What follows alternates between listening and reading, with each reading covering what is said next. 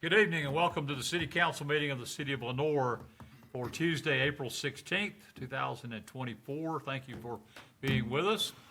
Appreciate everyone who's out with us today.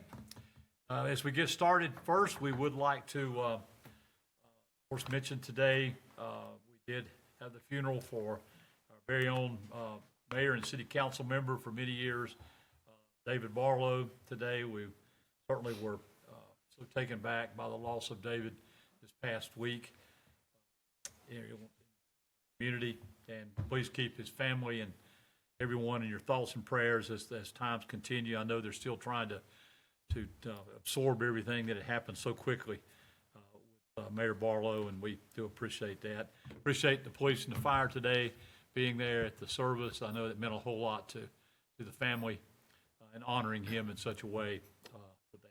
Thank you for you guys coming out, standing outside. I know it was a little warm out there for a little bit, but we appreciate that very much, and everyone who was there on that. And also add congratulations to Scott and Wendy, who survived the Boston running. Scott ran the 5K, a little bit shorter race, but he did well. And Wendy ran the 26.2 miles of the Boston Marathon, which is unbelievable, and beat her time. So she was really, really proud of that. And so anyway, congratulations to both of them and doing that. So I know she's got plans to go do some more. So we'll see. Keep us posted on that for sure. On it. All right, if you will, please, we'll now rise for a moment of silence and our Pledge of Allegiance.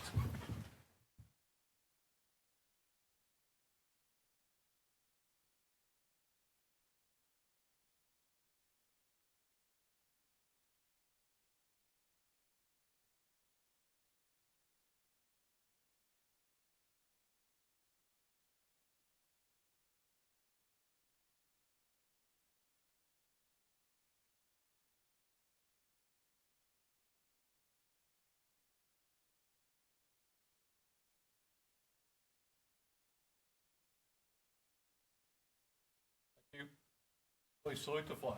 I pledge allegiance to the flag of the United States of America and to the republic for which it stands, one nation, under God, indivisible, with liberty and justice for all.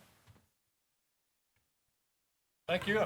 First on our agenda tonight, we have our annual report with Police Chief Brent Phelps. Will present the department's 2023 annual report to the council. Chief, welcome.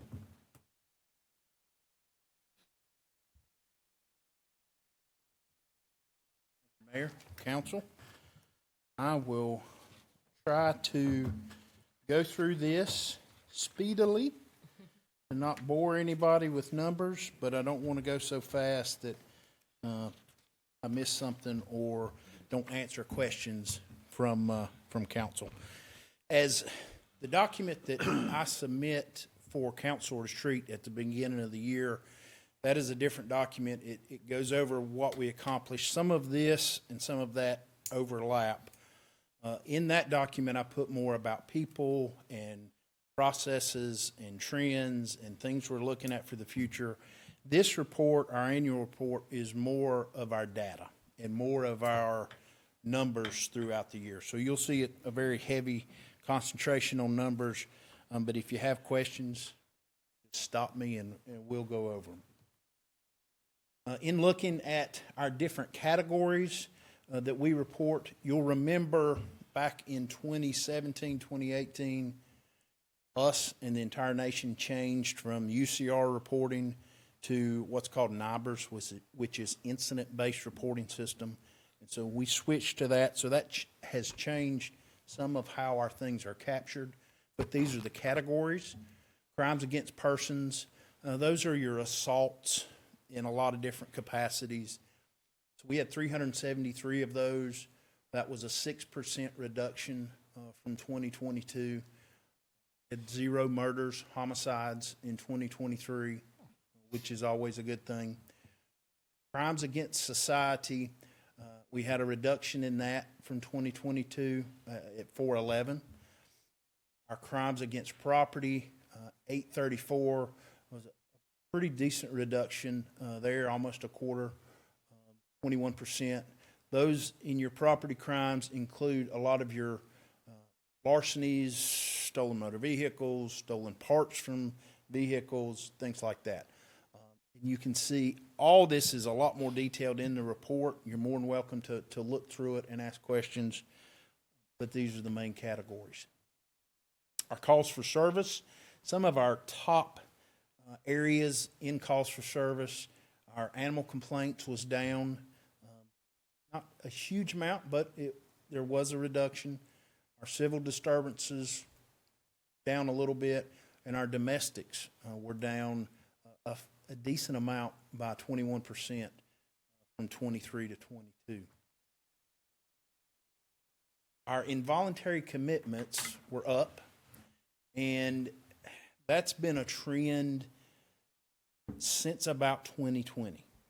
Something in the world and society, when we begin to change, for years, probably more than a decade, we ran between 90 and 100 involuntary commitments a year. And about those numbers started going up in right at 2020 and have just been increasing. And this 23 was no different, and more than 222 incidents. And so that is where somebody is committed through the legal system and is placed involuntarily at a facility. Our facility or local facility is CMH. And there's a piece of that that's a court process through the magistrate system. Doctors sometimes do it, sometimes they initiate. Their family members can do it.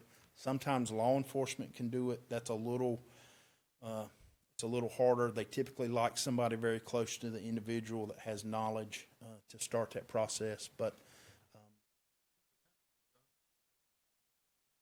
helped, made an impact, has that made the process? Or if you're not prepared to answer that, no, it's the Jonas facility is a voluntary facility. So the people that meet that criteria are at CMH. Now, sometimes, my understanding, there have been individuals that have went in involuntarily and then of their own accord have agreed, I need some additional, and will be transferred into the Jonas. so that is voluntary.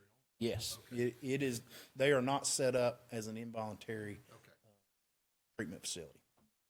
Our overdoses, there was actually a little bit of a reduction in our overdoses that we saw, which is a wonderful thing. We had 140. That's a 13% reduction from 161, and about a 6% reduction in our opioids induced overdoses.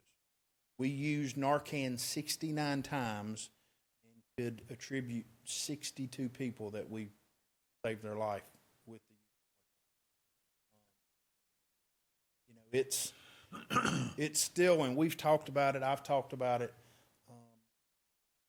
when someone is at that level of addiction, it is very hard.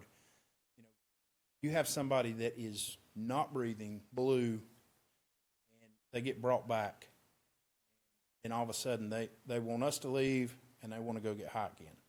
And when their addiction is at that point, it is very difficult to get those folks help until they're ready, and that goes into some of the things society in general across the nation are dealing with some of the drug use, but it is scary. Would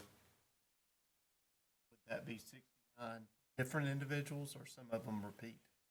Some of them are repeat, and that 69 is the number of times we use Narcan. So sometimes, not a lot, but sometimes we will use it twice on the same individual at the same incident. The way it's been described to me, depending on the amount that they have ingested, sometimes Narcan doesn't take effect, and it takes a double dose, so to speak, for it to have an effect on the drug and to bring them back. Sometimes we're unfortunate. stuff we use is a nasal mist. Product that EMS uses is injectable with a syringe. But amazing how it works. There's no pulse, they're not breathing. I mean, but I'm glad we're able to use it. Hopefully safe. Just our charges. This is almost 3,000 felony and misdemeanor charges across the department. We had 295 drug charges, 70 different alcohol violations. Our crashes, 1,200, that was up from the year before. If you look in the report, our crashes were a little over 1,000 last year, so we did see an increase in our crashes. Vehicle stops was about the same, and then citations and our warnings. One of the things that we look at is you can look at our annual report from years back. Years where we have more citations, a lot of times our accidents come down.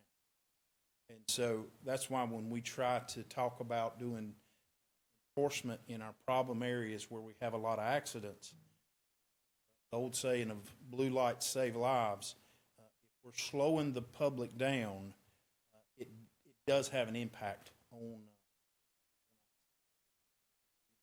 Been a little short-staffed this year and have not had as many folks running radar as we've had in years past, so that is going to be a focus again to look at our accidents, work on those crashes.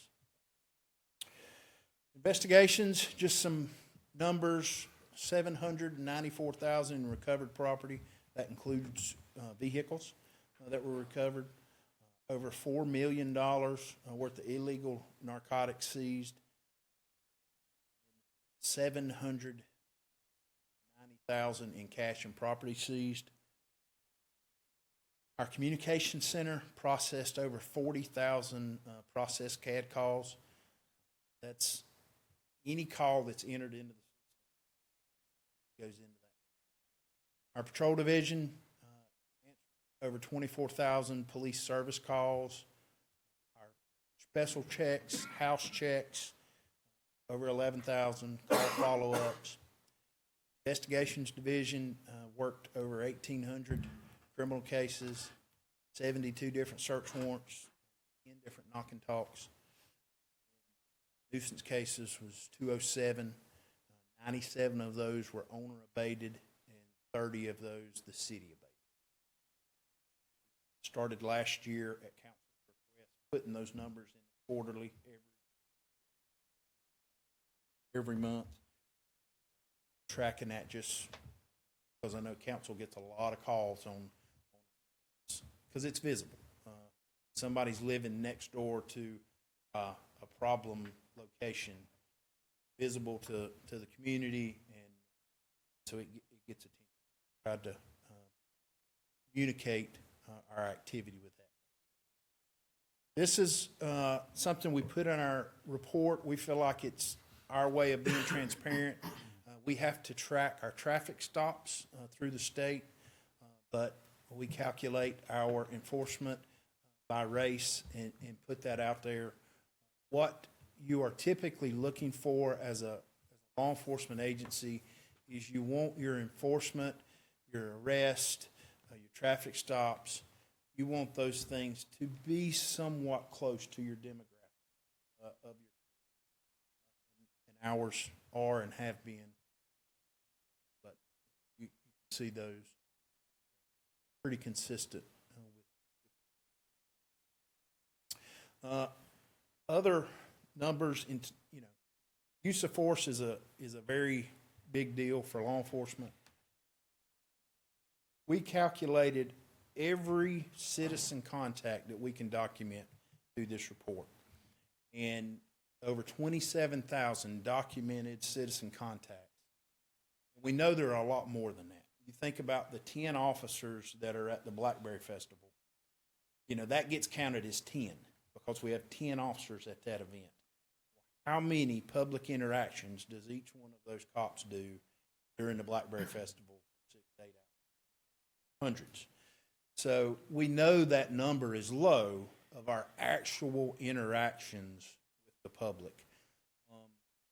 But out of that 27,000 that we can document, we had to use force 51 times out of the whole year. That's 0.19%, less than a quarter of 1% of our interactions with the public. Unfortunately, we had to use force. So my statement with that, or argument with that, is we were having to respond to somebody's actions. All those others. Fine use of, that doesn't mean you physically struck somebody. That's correct. So- That is correct. In our force continuum, force can be a strike or pepper spray or a taser. We also document if we point a weapon at somebody, that is a use of force. And so in that 51 are times where we've had to point a weapon at somebody, give them commands, and then they hopefully follow those commands. But that's important because we want to be tracking that, keeping up with that, because it is a show of force. And so out of that 51, I probably should break that down for council. Not all of those are a physical strike. Out of that, we have an internal form that is for us for data, and they have to fill that out anytime they use force and go through that system. And then every use of force, every pursuit, there is a chain of command review, and it goes through 5 levels of supervisors up to me. Every use of force documented in there. So it can be time consuming, but it's important. And body cameras have helped with that because all of those incidents are documented, or the majority of all of them. There's some issue with the camera, body camera. All of our officers are assigned body cameras and have been since 17. We were actually testing body cameras, Michael Ferguson. We had 3 that a company had sent us to test. We were testing it. That sped it up. Chief Brown was the chief then. Some of you on council probably remember. But that sped up us being able to go ahead and got approval through council to purchase cameras for everybody back then. But They get a request fairly soon. you are going to get a request fairly soon. We need to revamp. We're very happy with the ones we have, but we've not bought very few since we upgraded in 17, and a lot of those are out of end of life. So we're looking to upgrade for the future. But you'll see some of that to come. Our Extra Duty Solutions, that's the company that we work with that schedule our off-duty local number. It rings to them. They have our policy. They schedule it based on our concerns. If somebody asks for something that's outside of our policy, they call us first. We make the decision whether we're going to do that. They have an app that everybody has, and so they push it out. And, it takes a ton of work off of Captain Stillwell. We need reports. We can call them, and within minutes, they give us the documentation. It's easier for us to track, and essentially the people that are using our off-duty officers are paying for that service. It doesn't cost the police department anything to have them use it. But all of our off-duty was over 3,000 hours, about almost 1.5. Other real quick stats. We did 12 ABC permits. We did 30 backgrounds. It's very time consuming. 125 Crime Stoppers tips. Got 51 1,000 pieces of evidence that we keep up with and maintain. A lot of that, there's a lot of physical evidence, but there's also a lot of digital evidence. We had over 8,000 hours in training department-wide, and professional certificates. We've got 30 officers that have. Some other numbers. These are what they are. Not as happy with these, but it is what it is. We hired 16 full-time employees. 6 were officers, 7 trainees, 3 telecommunicators. A trainee is somebody that we are paying to go to BLET in a trainee spot. 1 officer, 1 telecommunicator transferred from part-time to full-time. Out of the 16 full-time that were hired, 5 left within 6 months. The department lost 17 employees last year. 9 were full-time, 2 were trainees that we hired, 3 were full-time telecommunicators, 3 part-time telecommunicators. Out of that 17, 3 officers retired, 2 of them opted to stay on part-time. So, we hired 16 people but lost 17. That is a constant. I think my fellow department heads get tired of hearing me in staff meetings when I start talking about we're always hiring, but it is a constant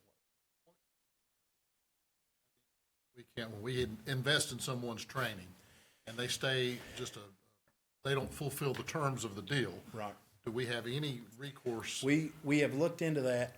Currently, the answer to that is no. We do not have a contract. Legally, in the discussions that we have had with attorneys, even the school of government, the things we could get reimbursed for, we could get reimbursed for any clothing, any materials, things like that. The bulk of the money that you have in them is in their salary. You cannot go after the salary because you're paying them to go to school and they're fulfilling that duty. So some places have a contract, but the amount that you can go after is very minimal. So we, as of right now, have decided not to go that route. What I tell them, when we're hiring somebody as a trainee, I tell them, I want you to realize that we are investing in you. We are giving you an opportunity, and we are paying you to go to school. All I ask from you is that you invest in us. I'm not going to say you got to be here for 30 years, but I'd like for you to be here for several to give us some of that investment back. And most of the time they hang around, but not always. But Do you find yes. that they,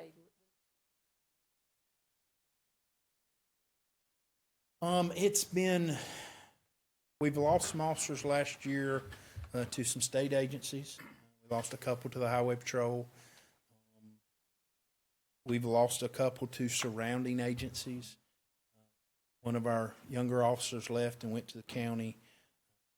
Got one that's going to Catawba County. He turned his notice in, I think, Monday, which we knew that was probably coming. So we do see some of that. And that's when you hear me talking about we have to stay competitive, it helps with that. We're not Hickory. Hickory's double our size. They've got 122 cops, I believe. We're right at 60. And so, we're never going to be exactly where Hickory is, but we need to be close just to be able to compete. We have seen a lot of folks getting out of the profession. We had a young man that went to BLET. He did his internship, rode with us for 3 months, and we hired him. We're excited he was there, had a 4-year degree. 2 weeks in uniform, he walked in one day and he said, this is not for me. And we said, what's wrong? And he's like, I'm not going anywhere else. I'm not being a cop. We were like, you were here as an intern, you knew about it? And he's like, putting on the uniform and having to confront people was a lot different than sitting in the car. And he said, it's not for me. And so we're trying to figure out how we can expose them before that. But it is tough. So I'll get off my soapbox, but thank you for the questions. Looking ahead, in 23, we had 3 senior officers retire. That's Lieutenant Mills, we had Lieutenant Ingram, and Captain Brian Smith. That ended up creating, with the structure change I did, 13 employees were promoted into a supervisory role last year. And so with the retirements, it did create some movement and growth for some of the existing staff, which is a good thing. The other thing we had go on last year, about the time we had those retirements happening, we were blessed that the school system gave us 4 more positions for SROs in our elementary schools. Something I had been hounding Dr. Church for several years about, and we got those. It was horrible timing for the police department because, you know, we went from 4 down to about 8 down in a matter of a month. But we've gotten all of those positions filled. We have officers in every one of our schools in the city. We're proud of that fact, and so we're working toward the future. Some other highlights real quick. We implemented our critical incident stress management team. Y'all had a presentation on that. I won't go over that long, but that picture was Lieutenant Bumgardner doing a presentation in Hickory at the regional chiefs meeting back in November about the team. And so far it's been successful and been used multiple times already. Just some other things. These are annual policies that we're reviewing every year. We're not reviewing the same ones, but we go through, sometimes a law changes and you have to update or change things. But these are the ones that we reviewed last year. I won't go through. And then just some other things we looked at and some of the things driven by council with our facilities improvement. You've seen the renovations to the training room. That was completely redone. We took out old carpet in 5 different offices, put new carpet in, mostly on the detective hallway. A couple supervisors, and those offices look really well. Put in some new desks when we did that, so the folks using those spaces, be proud of it. Put in some additional card readers. IT helped us with that in a couple different places, and then purchased a new drone unit using forfeiture funds. Use that at several of our events, and that's been a purchase. That's a lot. I went way longer than I wanted to. Questions? Any questions from anyone for Chief? I like the silver, but I missed the blue. Yeah, a little bit of my old school self misses the blue cars. I think the silver turned out well. It did, yeah. And we get a lot of compliments on it. But man, that was a stressful decision because, you know, that's like the billboard my guys are riding around in. That's a big deal to the officers. Oh, yeah. And we're changing colors and all that. And I thought this thing's going to turn out horrible, and it's going to be, you know, that'll be what they run Brent Phelps out of town on. But it turned out, they turned out well. So if you look over the report, I encourage you to. There's a lot of information in there. If you have questions, please get up with me. And Thank you, Chief. Thank you. I was going to stay close, Chief. You're going to be coming right back.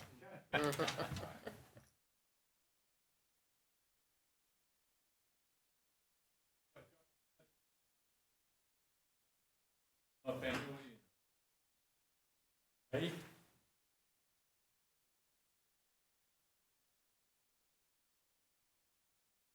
This first one is on behalf of the City Council, we present the proclamation for the month of May as Motorcycle Safety and Awareness Month throughout the city. So, Chief, I'm going to proclamation to you. Proclamation Motorcycle Safety and Awareness Month, May 2024.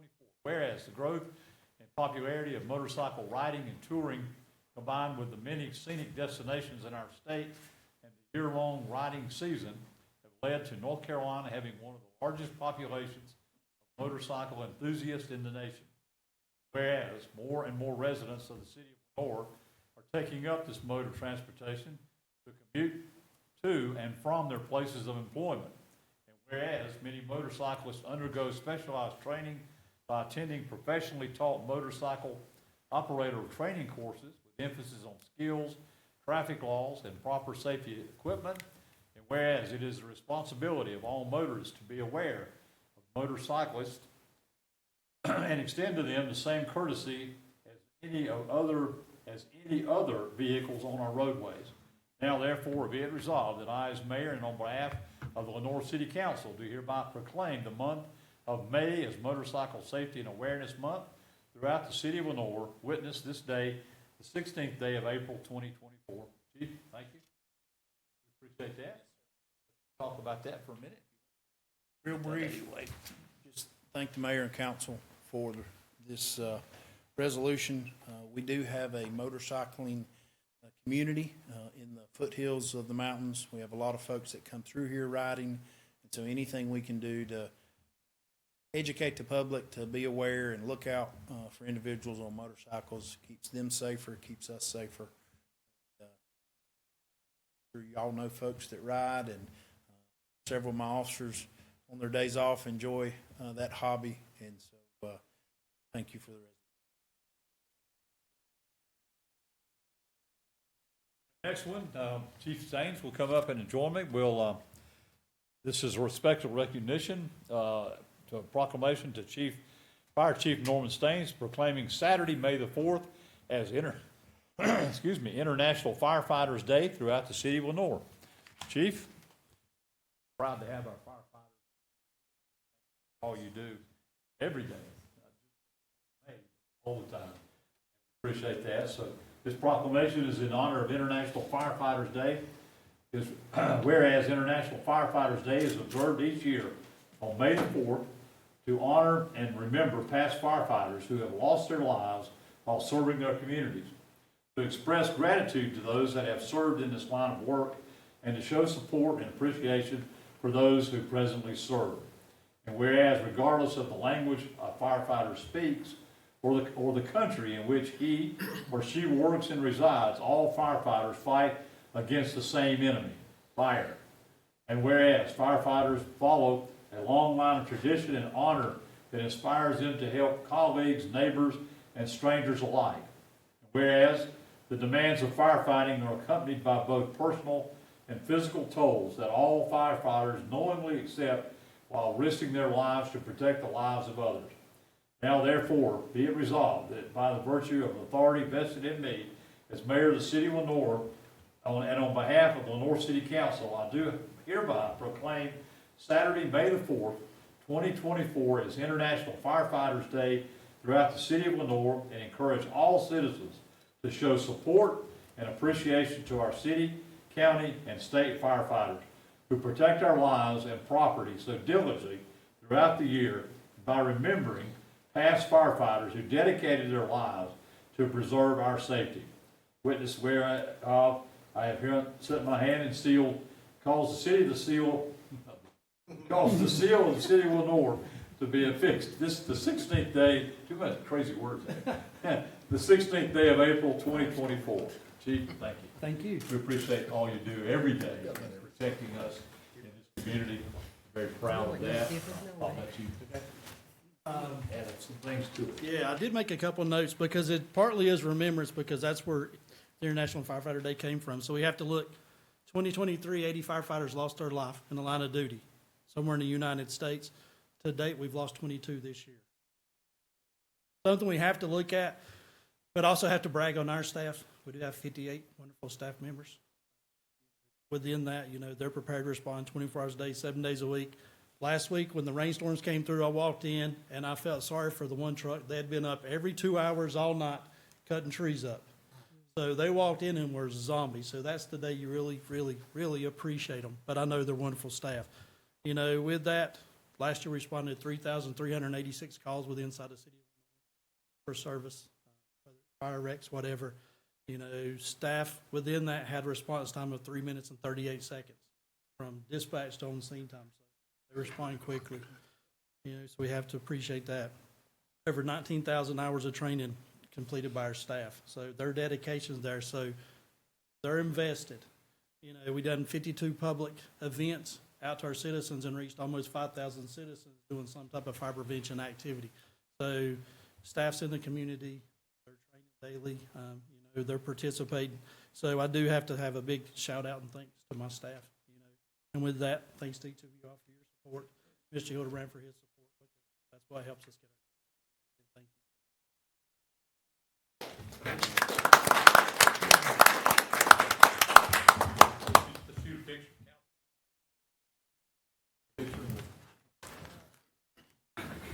Morning, we gotta stand up.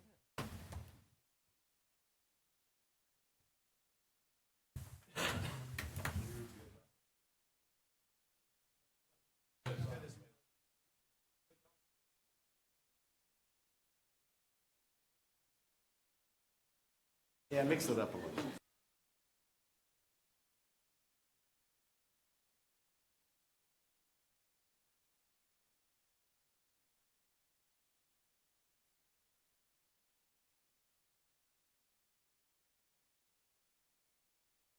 One, two, three. Flash or two. All right. Thank you. Stay there, council.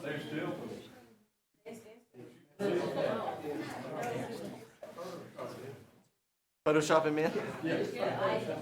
I mean, Photoshop has gotten pretty wild these days. We still have a picture of you as Jeff Turner. You can do all kinds of things. One, two, three. All right, and then a flash. All right.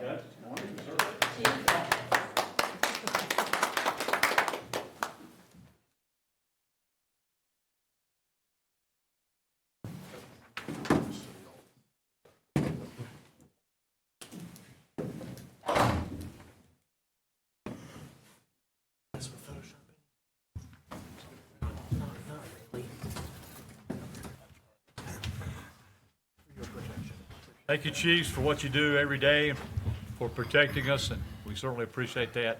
And I know all our citizens feel the same way, so thank you. It's always an honor to be able to recognize special things like that so that we can let people know what you do every day out there. Thank you. All right, we'll move on then. We do not have matters scheduled for public hearings this evening, so we'll move to our consent agenda items. This is consisting of item A are minutes of the City Council 2024 budget retreat held on Tuesday, March 26th, as submitted. Item B are the minutes of the City Council meeting held on Tuesday, April 2nd, 2024. Item C is a resolution. This is for Water and Sewer Capital Improvements Plan. Approval of a resolution to adopt the Water and Sewer Fund Capital Improvements Plan, the CIP, as presented by city staff. There's a note, this resolution is to meet the requirements of any future funding applications through the NCDEQ Division of Water Infrastructure, SRF loan or grant funding programs, or any other available funding sources. Item D is a contiguous annexation petition. This is for a resolution directing the city clerk to check the annexation petition for sufficiency for property located at the intersection of Hopedale Drive and Providence Lane, that being North Carolina PIN number 275-737-2828, and to call for a public hearing to be held on Tuesday, May 7th, for consideration of approval of the annexation petition. Note, the parcel is within Lenoir's extraterritorial jurisdiction, zoned as R15, single family, and is contiguous with the Lenoir city limits. Item E is the general counsel agreement with our city attorney. I don't have to think about this one a minute. This is I can for, step away if you want me to. no. This is for our general counsel agreement between the city of Lenoir and the law firm of Wilson, Lackey, Rohr, and Hall, PC, as submitted. Item F is the proclamation for Motorcycle Safety and Awareness Month. Item G is for the proclamation for an International Firefighters Day on May the 4th. And that is all on that. So that's our items for consent agenda. Discussion items A through G. I will open it up for any discussion and/or motion when you're ready. Make a motion to approve the consent agenda. I have a motion from Councilmember Purdue to approve the consent agenda as presented, items A through G. No other questions? All in favor, please say aye. Aye. All opposed? Thank you. That carries unanimously, which is 6-0 tonight. Missing Councilmember Perkins is not with us tonight. All right, we'll move on then to petition and request of any citizens. We do have a gentleman with us tonight, Mr. Gabe Pipes.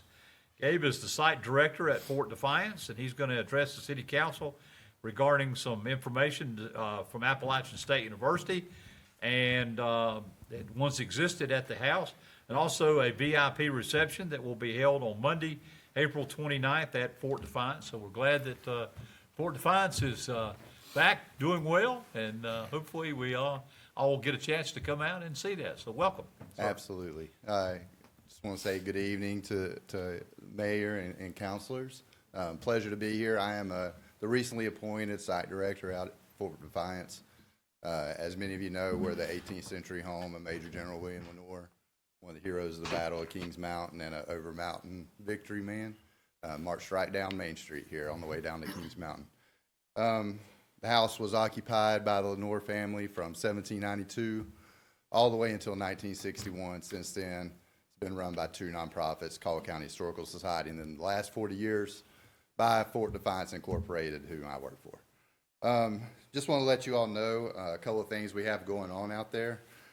This semester, a class at Appalachian State, the class is called Antebellum Slavery in Appalachia, has been studying the enslaved population of Fort Defiance. We actually turned over thousands of documents that the family still had. They've aggregated that information and have produced a new exhibit that we're about to put on display out there. If you're familiar with our summer kitchen, we've basically handed our summer kitchen over to them to set up this display, and they have produced some pretty exciting new information that we're going to be able to exhibit now. We're going to have a VIP reception to unveil that exhibit on the 29th of April at 6 p.m. I want to come out and personally invite all of you to that reception. We'll have some food. Won't be an oyster roast. I got asked that at the county commissioners meeting. Oyster roast could be coming back. Okay. Won't be an oyster roast right now, but we will have food out there at that reception on April 29th. So please come out and visit. I'll follow this up with an email if you could RSVP to that so that we could plan properly. That exhibit, actually in that class, is led by Dr. Lisa McKesson. Some of you may be familiar with her. She's a Lenoir native.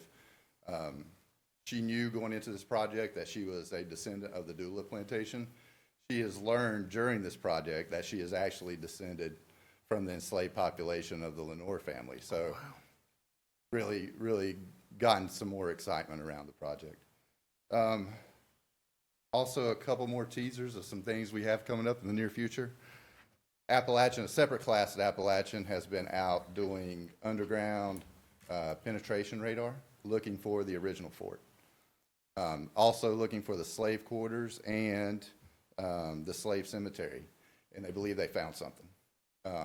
Always been rumored that the fort could have been, closer to Buffalo, could have been close to our cemetery, could have surrounded the house, which we definitely know was not true because William Lenoir did not build it. But Appalachian believes they found something. They're going to give us those results very soon, which I'll come back to you and invite you to another reception whenever we're really ready to unveil that.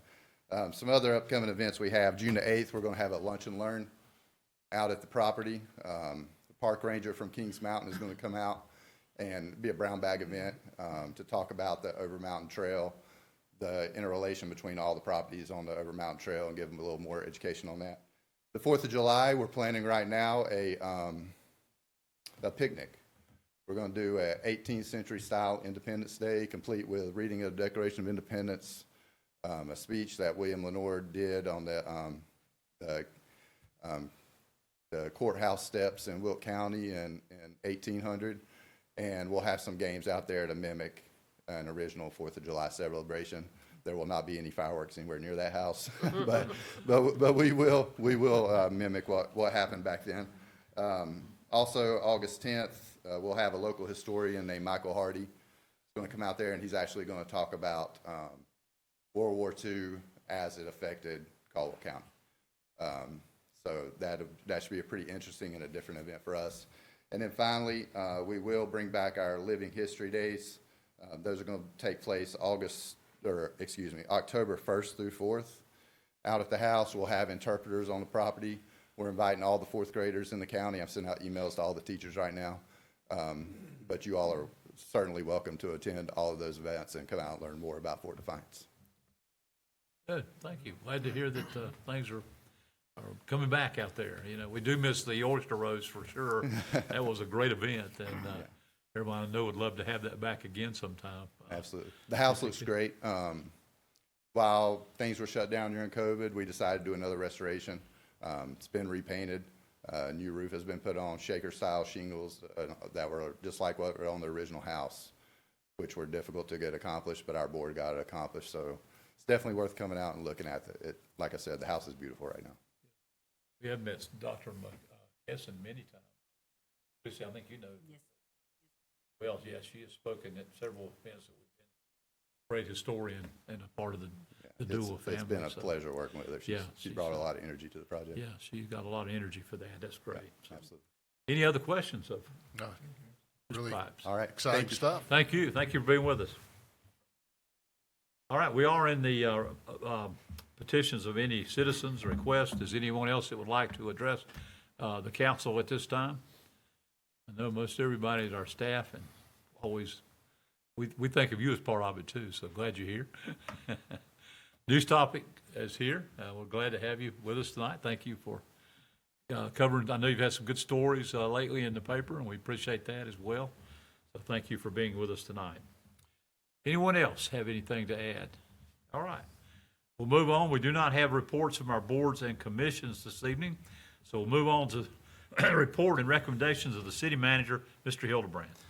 Mayor, council, tonight all I have is information items for you. The first one, the City of Lenoir Employee Litter Sweep will be held on Thursday, April 25th, from 9 to 12. Again, Thursday, April 25th. The Bootlegger 100 Bicycle Ride event will be held on Saturday, April 20th, from 8 a.m. to 6 p.m., and that will start and end in downtown Lenoir.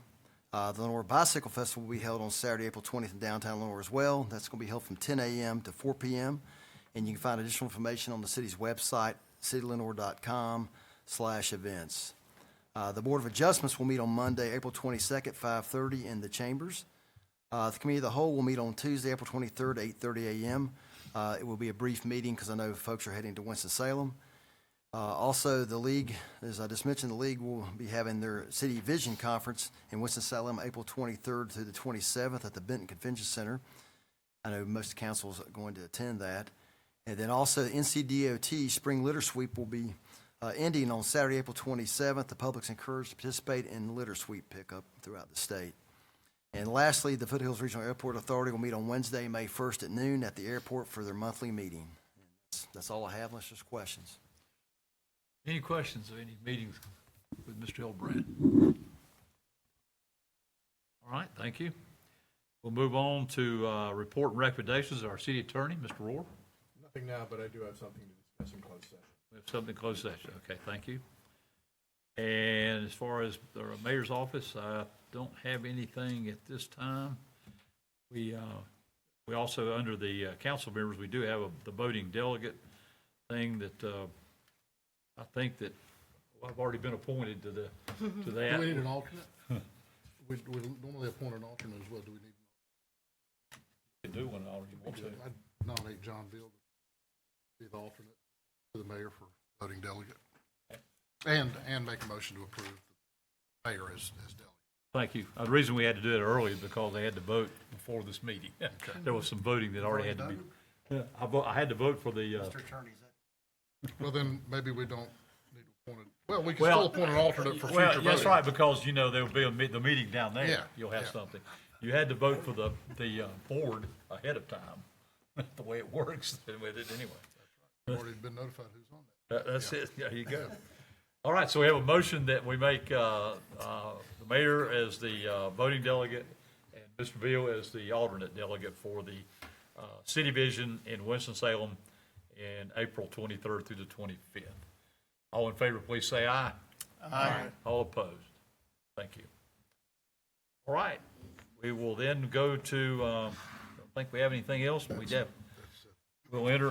to enter into a closed session as authorized by North Carolina General Statutes 143-318.11, subsection A, subsection 3, to consult with our city attorney to preserve attorney-client privilege. Council will consider and give instructions to the attorney regarding the possible settlement of a existing lawsuit.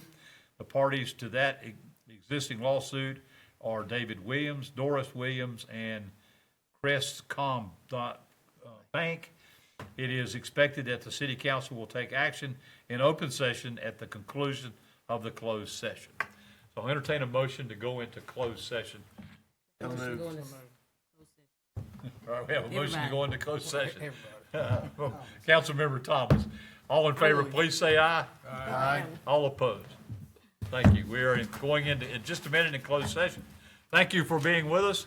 We will be back probably to have a vote on this in open session, but you don't have to stay if you don't want to. Can you give me 2 minutes?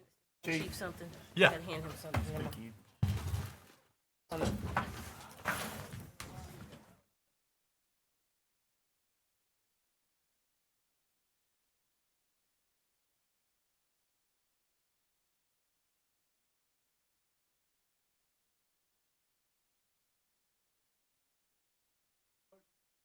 Closed session. All in favor, please say aye. Aye. All opposed? Thank you. Ralph, you voted for coming out of closed session. Is that all right? Yes, that's fine. Okay. All right, we're out of closed session. We're back in open session, and I will entertain a motion for the action that we just discussed. Okay, Mr. Mayor. Yes. I make a motion that we approve the settlement in the city of Lenoir versus Williams and Crestcom Bank, Caldwell County file number 21 CVS 1082 as follows. Deposit a total of $55,000 with the Caldwell County, with the clerk's office. Authorize the Williamses to widen their driveway access as described in the recent report from McGill Associates. Okay, you heard the motion from Councilmember Presswood concerning the action with the Williams Tire Building on Highway 18. Any other discussion on this motion? If not, all in favor, please say aye. Aye. All opposed? Nay. We have all but Mr. Burdick, 1 nay. That passes. Thank you. 5-1, yeah, that's a 5-1 vote. All right, anything else to come before us tonight? If not, we stand adjourned. Quit.